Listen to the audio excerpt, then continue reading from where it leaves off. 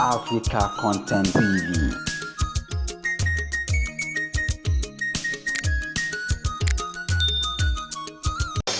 Thank you.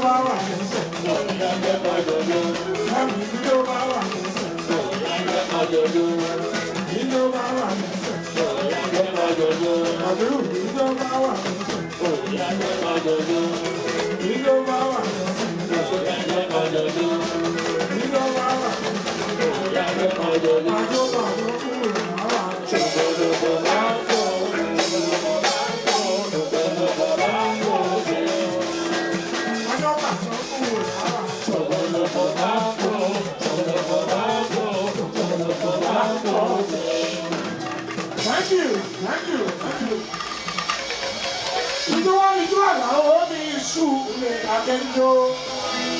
Adúgbò. Àlàó ọmọ láì pa àfisù lẹ́yìn ọlọ́run. Nígbà. Ẹ bá tọ́ yìí ní àyè wájú.